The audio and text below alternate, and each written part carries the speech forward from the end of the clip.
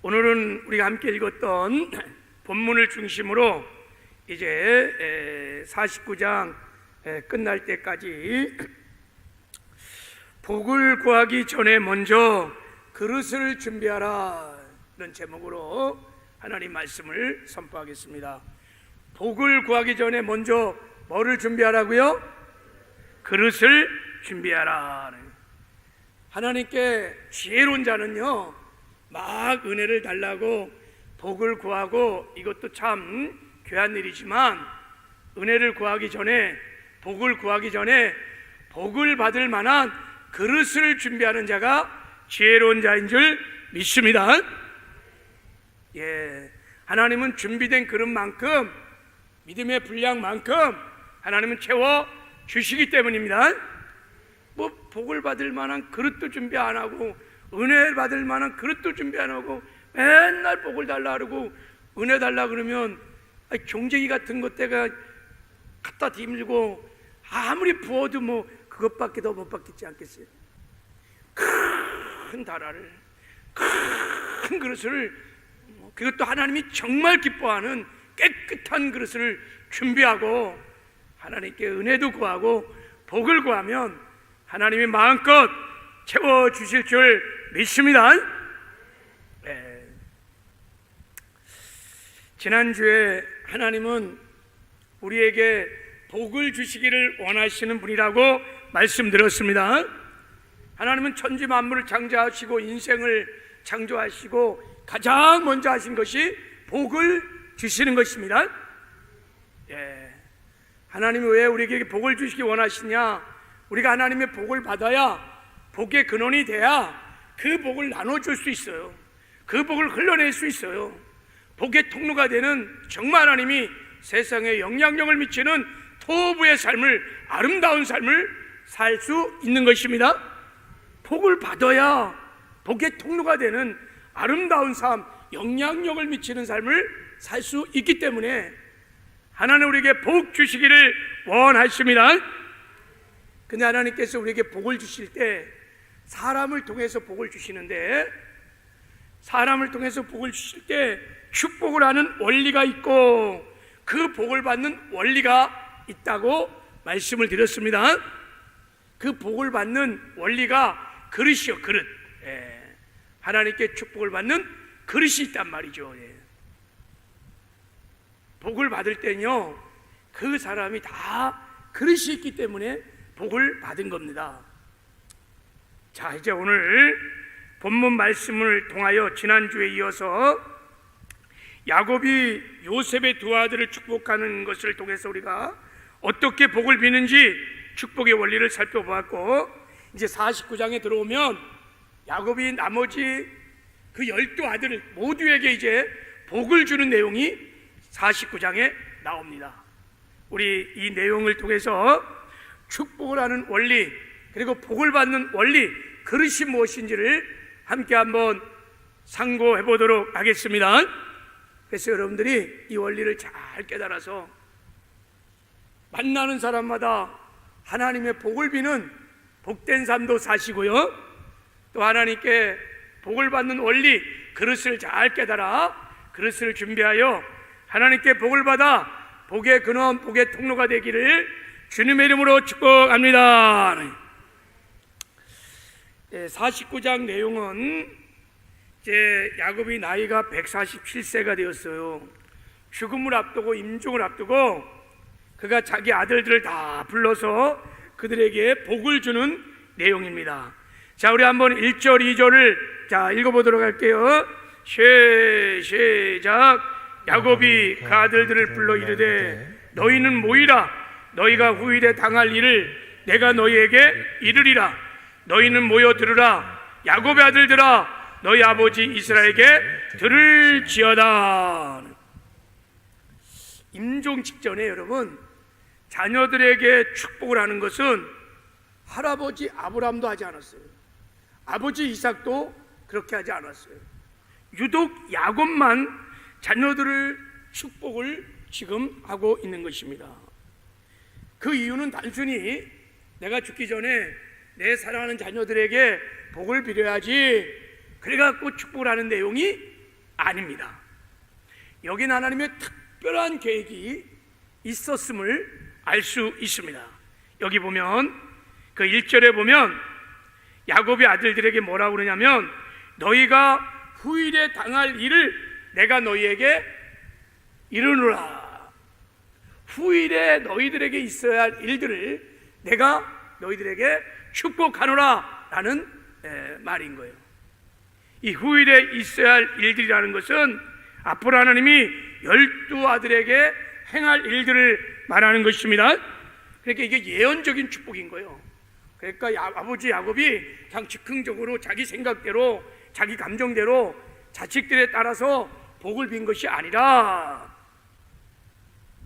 야곱이요 하나님과 깊이 교제하며 예배하다가 하나님과의 인카운트가 만남이 일어나서 하나님이 12아들을 향한 12지파를 향한 하나님의 계획, 하나님의 뜻을 깨닫고 그 뜻을 따라 축복을 하는 내용인 것입니다. 그래서 이제 우리 살펴보겠지만 야곱이 오늘 12아들들에게 축복한 내용대로 그대로 그들의 12지파 안에 그대로 그것이 성취된 것을 우리가 이제 보게 될 것입니다. 왜요? 이것은 야곱의 아버지가 그냥 자기 생각대로 복을 빈 것이 아니기 때문인 것입니다. 여러분, 우리가 이 축복의 삶들을 살려면 우리도 야곱처럼 지난주에 말한 대로 그 지팡이를 의지하는 침상 예배가 회복되어야 합니다.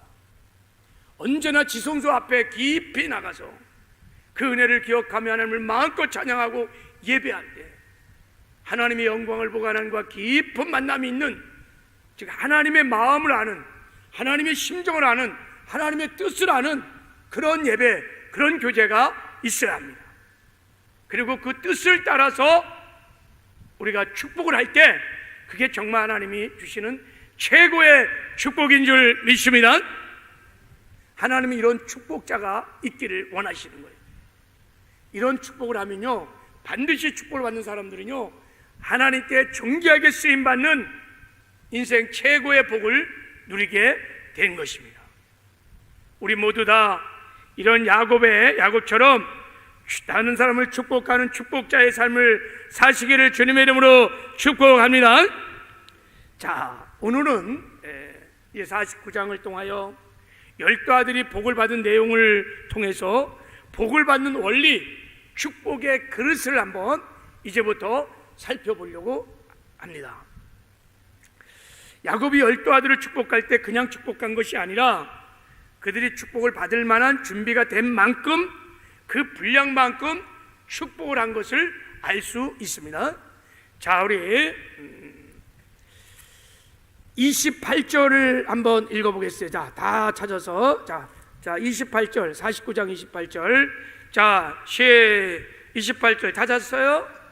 자, 시작. 이들은 이스라엘의 12지파라. 이와 같이 그들의 아버지가 그들에게 말하고 그들에게 축복하였으니 곧 그들 각 사람의 분량대로 축복하였더라. 그랬어요.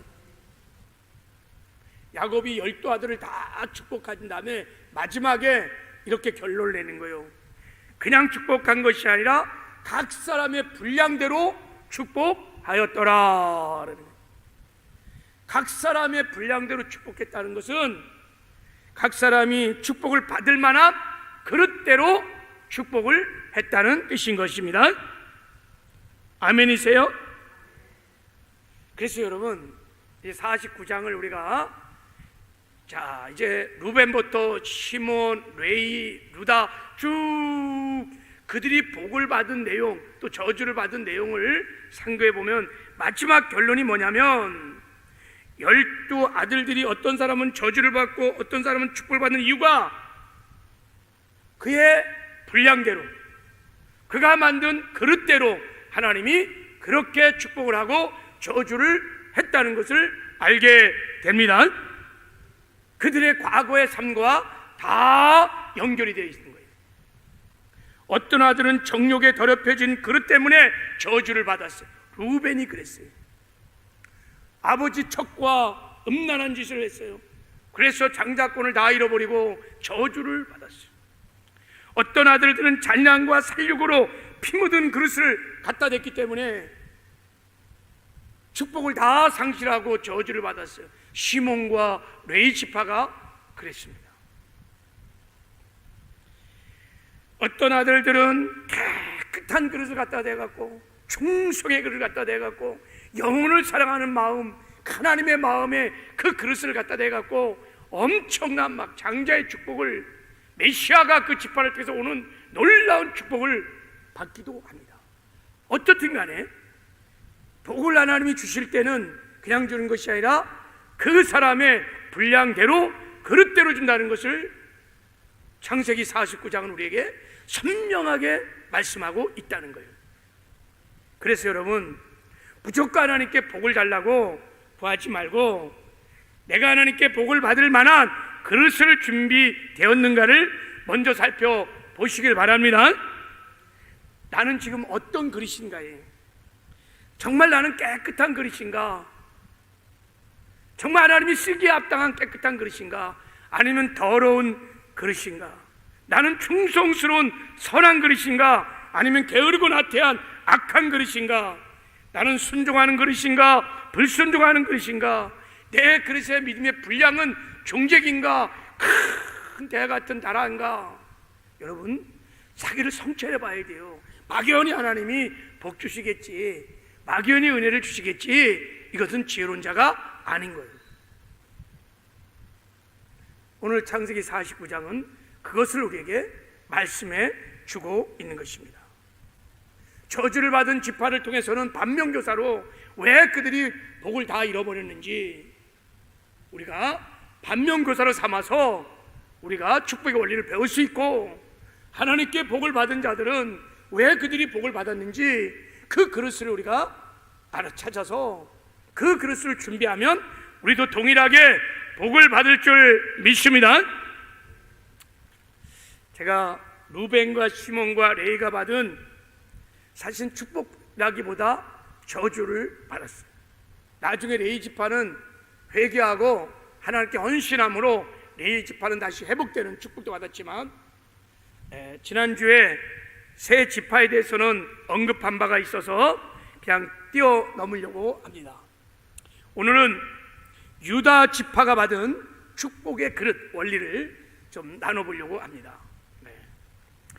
여러분, 이스라엘의 12지파 중에서 누가 가장 축복을 받은 지파인가 라고 묻는다면 으뜸 두말할 것도 없이 유다 지파입니다.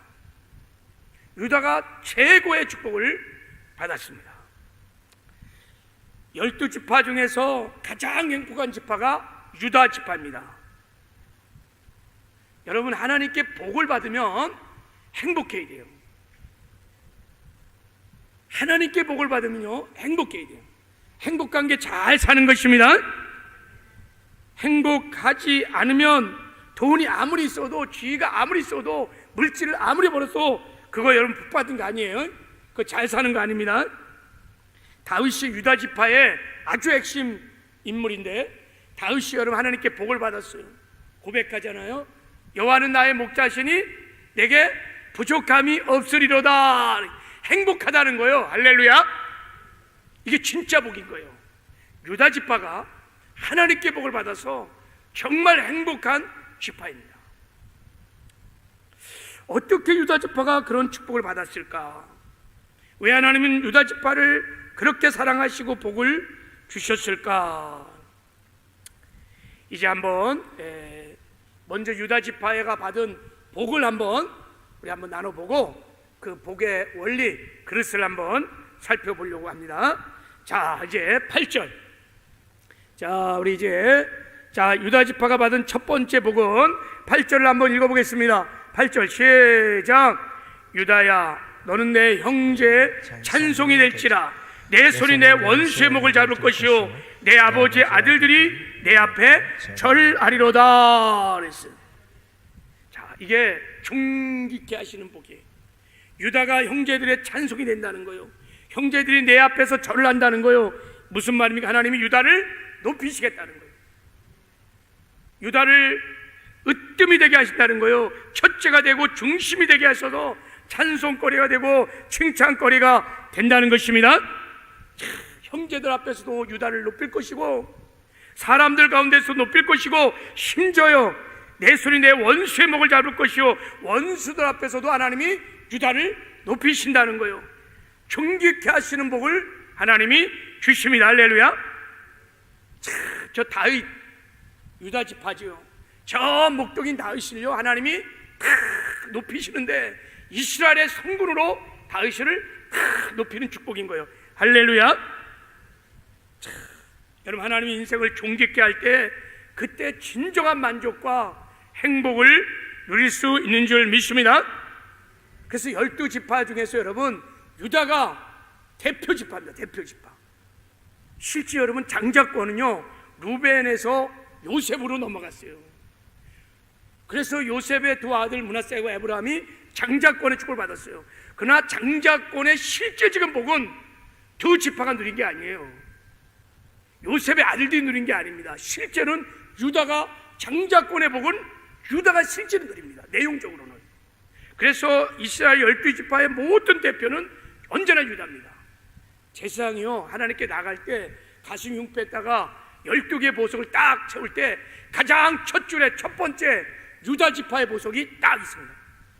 언제나 유다 지파는 대표성을 졌어요. 유다의 후손이 다윗이었잖아요. 다윗도 이스라엘의 최고의 성군이었습니다. 이스라엘 백성을 유대인이라고 말합니다. 왜요? 이스라엘 12지파의 중심이 유다였기 때문인 것입니다. 이스라엘 역사의 중심에 언제나 유대인 유다 지파가 늘 중심이었습니다. 하나님이 이렇게 유대 지파를 기뻐하셨고 그렇게 높이시는 존귀케 하시는 복을 주셨어요.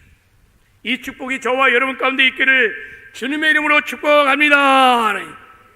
하나님이 높이시면 낮출 자가 없는 거예요. 두 번째 축복은 9절에 나와 있는데 강성케 하시며 승리케 하는 여호와 니스의 축복을 주셨어요. 자 9절을 한번 읽어보겠습니다. 시작. 유다는 사자 새끼로다. 내 아들아 너를 움킨 것을 찢고 올라갔도다. 그가 엎드리고 웅크림이 숫사자 같고 암사자 같으니 누가 그를 범할 수 있으랴. 지금 유다를 사자 새끼, 강성한 숫사자, 암사자로 비유하고 있어요. 사자는 여러분 밀림의 왕입니다. 가장 용맹한 짐승입니다. 누가 그를 범할 수 있으랴. 누가 감히 유다 지파를 당할 수 있겠냐는 거예요. 당하지 못한다는 거예요. 유다 지파를 당하지 못한다는 거예요. 왜요? 하나님이 유다 지파와 함께 하셔서 유다 지파에게 승리를 주시니까 누가 감히 유다를 감당할 수 있겠냐는 거예요. 그래서 여러분 이스라엘이 전쟁에 나갈 때마다 언제나 포효하는 사자처럼 가장 선봉에 섰던 지파가 누구냐? 유다 지파입니다. 광야를 진행할 때도 가장 첫 줄에 가장 오른편에 유다 지파가 서서 나갑니다. 여호수아 시대가 끝나고 사살게 들어가면서 사람들이 물었어요. 이제 누가 가서 먼저 싸우리까? 그랬더니 하나님이 거침없이 하나님께서 유다 지파가 올라가라고 말합니다. 언제나 선봉에 서서 나갔습니다. 유다 지파는 여러분 굉장히 강성한 지파입니다. 출애굽기의 민수기 2장에서 인구조사를 했는데 20세 이상을 세웠는데 군사수만 60만 3,550명이었어요. 한 지파당 평균이 한 5만 명 정도 됐는데 므낫세는 한 3만 명 정도 됐어요. 근데 유다 지파는 어느 정도냐? 평균이 5만 명이는데 유다 지파만 7만 4,600명이었어요. 40년이 지났어요. 인구조사를 다시 했어요. 인구가 팍 줄었어요. 당연히 광야 1세대가 다 죽었으니까. 근데 유일하게 지파 중에서 인구가 줄지 않은 지파가 어떤 지파일까요? 유다 지파. 유다 지파는요 강성한 지파입니다. 왜요? 하나님이 함께 하셔서 유다 지파에게 그런 여호와 니시의 강성의 복을 주셨기 때문인 것입니다. 하나님이 함께 하시면 다윗이 가는 곳마다 그냥 승승장구하는 거예요. 가는 곳마다 승승장구하는 여호와 니시의 승리가 유다 지파에게 있었습니다. 하나님이 복을 주기로 작정했기 때문에 그렇게 여러분 강성하는 축복을 그들이 누렸던 것입니다. 히스기야 왕, 여호사 왕, 다 여러분 강성한 왕, 다 유다 지파. 세 번째 복은 자손들을 하나님이 축복하셨는데, 자 10절을 한번 읽어보겠습니다. 자 10절 시작. 그가 유다를 떠나지 아니하며 통치자의 지팡이가 그발 사이에 떠나지 아니하기를 신라가 50까지 이르리니 그에게 모든 백성이 복종하리로다 그랬어요. 자, 유다 지파에게 주시는 하나님의 복 중에 하나가 그 자녀들을 지도자로 사용하는 거예요. 자녀들을 구속의 역사라고 하는데 사용하시는 복을 주셨는데, 여기 규가 유다를 떠나지 않는다라고 할 때 이 규가 왕권을 상징하는 지휘봉을 말하는 거예요. 그러니까 유다 지파에서요 지휘봉을 든 사람이 떠나지 않는다는 거예요. 거기 통치자의 지팡이가 그 발사에 떠나지 않는다는 거예요. 통치자의 지팡이, 왕의 지팡이, 왕권을 말하는 것입니다. 유다의 자손들로부터 지도자와 왕이 나온다는 것입니다. 하나님이 당신의 뜻을 구속의 역사라고 하는데 유다 지파의 후손들을 하나님이 사용하신다는 것입니다. 할렐루야.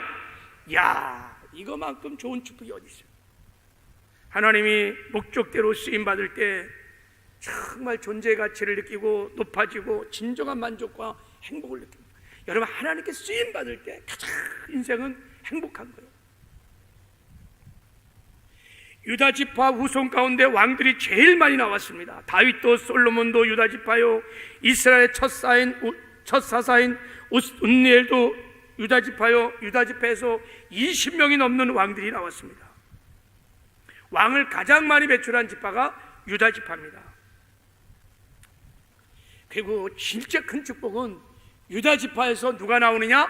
거기 실로가 오실까지 이르니 그에게 모든 백성이 복종하리로다. 이 실로가 뭐냐? 샬롬, 평강의 왕 예수 그리스도이신 거예요.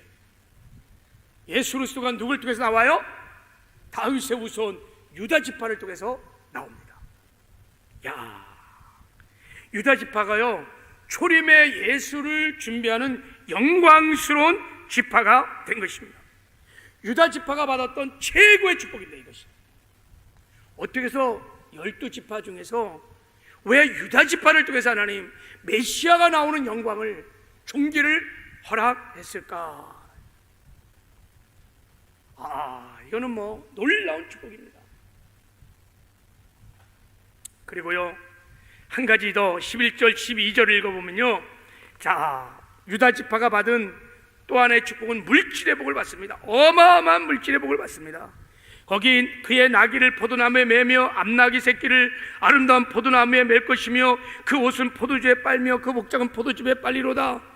여러분, 나귀는 포도나무에 맨다는 것은 여러분 나귀를 잡목에다 매지 포도나무에 매지 않아요. 그런데 포도나무가 막 흔한 거야. 그러니까 그 귀한 포도나무에다가 나귀를 막 매. 그만큼은 풍성했다는 거야. 막. 그리고 막 그 옷이 포도주로 막 빨 만큼 포도주로 막 다 물들였어요. 복장이 막 포도주 다 물들였어요. 무슨 말입니까?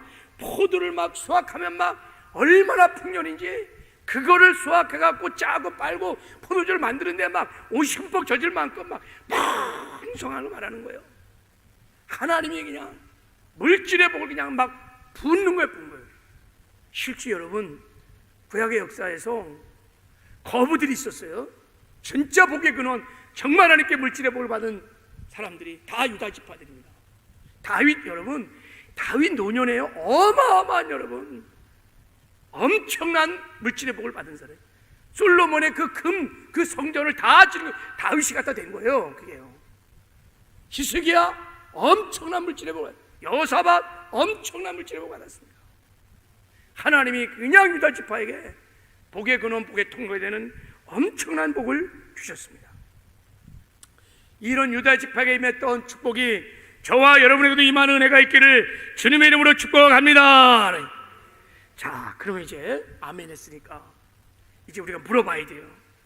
왜 하나님께서 12지파에서 특별히 이렇게 유다 지파를 높이시고 유다 지파를 승리케 하시고 그 손들을 구속사야를 이루어가는 데 사용하시고 물질의 복도 주시는가? 그리고 유다 지파를 통하여 어떻게 메시아가 나오는 그 종기와 영광을 유다 지파에게 줬을까 하는 거예요. 분명히 성경은 그 사람의 분량대로 축복한다는 거예요. 그러니까 유다가 그것을 받을 만한 그릇이 되었다는 거잖아요. 그죠?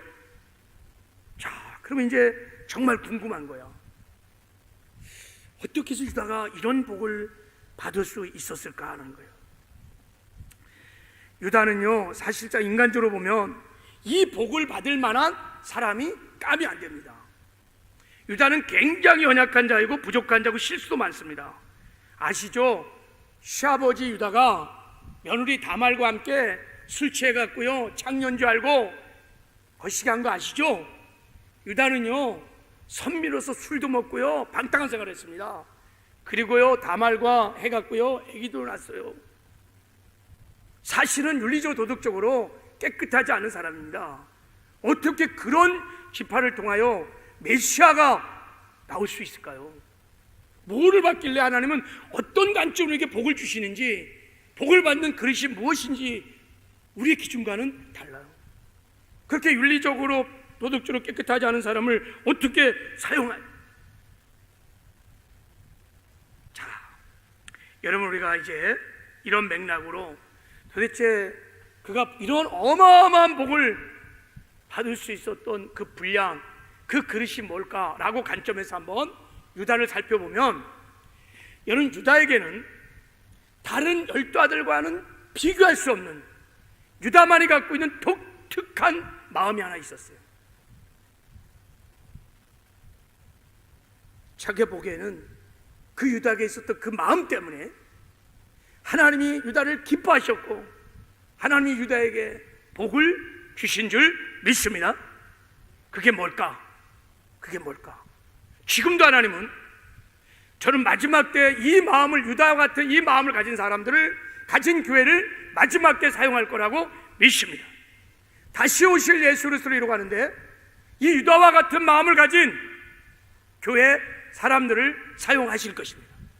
왜냐하면 유다를 통해서 초림 예수를 이 땅에 오실 때 유다를 사용했던 것처럼 재림 예수를 준비하는데 누구를 사용하느냐?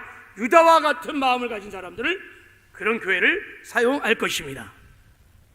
할렐루야. 그러면 그게 뭘까? 궁금해요? 저는 이 마음을 가진 사람들은 지금까지 진짜 복을 받았어요. 그냥 눈에 보이는 물리적인 복뿐만 아니라 진짜 예수 그리스도에서 행복한 삶을 삽니다. 여호와는 나의 목자시니 내게 부족함이 없이로다. 이 땅에서 천국을 누리며 삽니다. 그리고 반드시 천국 가서 칭찬과 상급과 멸관을 얻게 될 것입니다. 자, 우리가 이런 관점에서 유다를 한번 지켜보면 성경에 이제 49장 이하 밑에를 봐야 되겠죠, 그죠? 보면은 자, 세 군데 한번 잠깐 제가 보려고 그래요. 창세기 37장을 보면 형들이 요셉을 죽이려고 이제 막 들로 데려왔어요. 옷을 벗기고 막 구타를 하고 막 죽이려고 구덩이에다 쳐넣었어요. 요셉이 꼼짝없이 배다른 형제에게 지금 다 죽을 집단입니다. 이거 장난 아니에요, 여러분. 이거 장난 아니었어요. 실제 형들이 다 요셉을 죽이려고요, 다 완전히 반 죽여갖고 구덩이에 집어넣은 거예요. 그때 유다가 위협을 무릅쓰고 형들에게 나서서 이렇게 말합니다. 유다가 자기 형제에게 이르되 우리가 우리 동생을 죽이고 그 피를 은닉한들 무슨 유익이 있겠느냐? 그를 이스마엘 사람에게 팔고 우리 손으로 그에게 대지 말자. 그는 우리의 동생이요 우리의 권력이니. 그때 형제들이 청종하였더라 그랬어요. 그러니까 지금 유다가 그 살인 현장에서 목숨을 걸고 동생 요셉을 구해주는 것입니다. 사실 유다도 형들에 맞아 죽을 수 있는 상황인데 무릅쓰고 요셉의 생명을 죽이지 말자, 살려주자. 지금 유다가 생명을 살리는데, 생명을 귀하게 여기고 생명을 살리는데 자기가 앞장을 서는 것을 보게 됩니다. 지금 이 마음이 작게 있지만 나중에 가보면요, 이 마음이 하늘처럼 넓은 마음을 갖고 있어요. 또 우리 창세기 43장에 보면 이 사건 이후 세월이 많이 흘렀어요. 노예로 팔려 넘긴 요셉은 하나님의 은혜로 애굽의 국무총리가 됐고 7년 흉년이 들어왔어요. 그래갖고 이제 뭐 중동 땅, 가나안 땅에다 흉내져서 살 수 없는 거예요. 그래갖고 이제 이 애굽에는 양식이 있다는 소식을 듣고 야곱의 아들들이 양식을 구러 애굽을 내려왔어요. 그때 형들을 요셉이 딱 보고 알아봤어요. 형들이구나. 그렇게 형들의 마음을 달아보려고요, 시몬을 딱 잡아 가둡니다. 그리고 다른 형제들에게 양식을 주면서 고향으로 돌려보내면서 친동생 베냐민을 데려오라 그래요. 그러면 시몬을 내어주겠다 그래요. 이 소식을 들은 아버지 야곱은 옛날에 요셉도 잃어버렸죠. 시몬은 지금 감옥에 갇혔죠. 막내 베냐민은 뭐 완전히 그냥 자기 살부치와 똑같아. 절대 안 된다 그래갖고 데려가지 못하게 해요. 그러기를 1년이 지나고 시간이 지나니까 양식이 다 떨어진 거예요. 온 가족이 굶어 죽게 됐어요. 이제 살 길이 없는 거예요. 앞으로도 흉년이 뭐 6년에 더 남았으니까 이거 완전히 막 죽을 판인 거예요. 그때요, 아무도 나서지 않는데 그때 또 다 유다가 나섭니다. 유다가 나서 아버지를 설득합니다. 아버지, 베냐민을 데려가서 식량을 구해 오겠습니다. 만약에 애복으로 가지 않으면 우리는 다 여기서 굶어 죽을 것입니다. 우리가 살 길은 애굽에 가서 양식을 구해야 합니다. 그 대신 아버지, 제가 베냐민을 책임지고 데려오겠습니다. 제 영혼을 걸고. 야, 모세가 기도했던 것처럼 아버지, 제가 영원히 이 죄를 감당하겠습니다. 자기 목숨을 담보하고 생명을 걸고 아버지, 제가 책임질 테니까 보내주세요. 그래서 아버지가 베냐민을 데려가러 갑니다. 이때도 유다가요 앞섭니다. 가족의 생명을 살리기 위하여 유다는 이렇게 생명을 살리는데 언제나 대가를 지불하고 희생을 치르며 권리를 포기하고 앞장을 씁니다. 영혼을 사랑해서 그 영혼을 살릴 수만 있다면 어떤 대가를 지불하더라도 유다는 지불합니다. 하나님의 마음이에요. 영혼을 사랑하시고 안심령도 멸망치 않기를 바라시고 다 구원받고 살기를 원하시는 하나님의 마음이 유다의 마음에 저는 있다고 믿습니다. 창세기 44장에 가보면요, 유다가 베냐민을 데리고 애굽 총리 애굽 요셉 앞에 섭니다. 이번에는 요셉이요, 형들의 마음을 또 알아보고자 데려간 막내 동생 베냐민을 가둬버립니다. 베냐민의 곡식자루에 딱 은자를 집어넣어갖고 베냐민을 현장에서 딱 생포해갖고 가둬둡니다. 야, 큰일 났어요. 다 무서워서 한마디 말을 못하고 있을 때 유다가요, 가나안 또 돌아가지 않아요. 베냐민과 같이 애굽으로 돌아와서 총리 앞에 무릎을 꿇고 유다가 말합니다. 우리 막내 동생 베냐민은 아버지와 서로 결탁되어 있습니다. 아버지와 막내 베냐민은 하나입니다. 얼마나 아버지가 저 막내를 사랑하는지 하나입니다. 만약에 우리 베냐민을, 막내를 아버지께 데려가지 않으면 우리 늙으신 아버지는 죽을 것입니다. 총리시여, 차라리 저를 잡아두시고 저 막내를 살려주십시오. 저를 노예로 삼으시고 우리 막내를 살려주십시오. 평생에 내가 당신의 종이 되겠나이다. 살려달라고 호소를 합니다. 그때 자기 목숨을 걸고 막내 베냐민을 살려보겠다고 애원하는 그 유다를 보고 요셉이 막 복박 차오르는 그 막 눈물이 막 그 정이, 성경은 이렇게 말합니다. 요셉이 시종하는 자들 앞에서 그 정을 억제하지 못하여 소리질러 모든 사람을 자기에게로 물러가라 하고 형제들에게 자기를 알리니 그때 그와 함께한 다른 사람이 없었더라. 요셉이 큰 소리로 우니 그 동생을 사랑하는, 그 아버지를 사랑하는, 가족을 사랑하는 유다의 마음이 요셉을 감동시킨 거예요. 그때 비로소 요셉이 형들, 내가 요셉입니다 하고 자기를 신분을 밝히면서 울지요. 이때도 유다는 생명을 살리는데 목숨을 걸고 앞장을 섭니다. 유다는 생명을 살리는 데는 어떤 희생을 치르더라도 그 생명을 살리고자 했습니다. 바로 유다의 마음이 곧 하나님 아버지의 마음이라고 저는 믿습니다. 생명을 귀하게 여기시고 한 심령도 멸망되기를 원치 아니하시고 다 구원받고 살리기를 원하시는 하나님의 마음이 유다의 마음입니다. 이 하나님의 마음이 예수님께도 있었습니다. 그래서 예수님께서 인생들을 살리기 위해서 이 땅에 육신의 몸을 입고 오시고 십자가에 자기 몸을 내어주시고 못 박혀 죽기까지 하시면서 우리 인생들을, 영혼을 살리기 위하여 그 대가를 지불하시고 죽으신 그 예수님에게도 이 마음이, 하나님 아버지의 마음이 있었던 것입니다. 하나님은 이런 유다를 사랑하셨습니다. 비록 윤리적으로 도덕적으로 흠도 있고 연약하지만 그의 마음의 중심에 생명을 사랑하는, 영혼을 사랑하는, 생명을 살릴 수만 있다면 어떤 대가도 지불하고 목숨까지 내어놓는 그 마음의 중심에 있는 그 영혼을 사랑하는 마음, 그 마음을 기뻐하시고 유다를 통하여 예수 그리스도가 이 땅에 초림 예수가 오시는 영광과 존귀를 입혀 주신 줄을 믿습니다. 저는 이 마지막 때에도 하나님께서 누구를 사용하실까? 어떤 교회를 사용하실까? 유다처럼 한 영혼이라도 살려보기 위해서 생명을 살리는데 내 시간과 물질과 내 재능과 내 삶을 쏟으며 어떤 대가를 지불하더라도, 어떤 권리를 포기할지라도, 어떤 인생을 치를지라도 생명을 살리는데 나의 목숨을 거는 하나님의 마음을 가진 자들을, 그런 교회를 사용할 거라고 믿습니다. 이게 하나님께서 구속의 역사를 이루어가는데 복을 주시는 최고의 그릇이라고 믿습니다. 이 그릇이 준비된 사람들은 이 땅에 사는 동안 하나님께 존귀하게 쓰임받다가 이 땅에서 하나님과 동행하다가 하나님께 복을 받으며 반드시 천국에 들어가서 착하고 충성정하 잘하였도다 칭찬과 상급과 멸관을 받은 줄 믿습니다.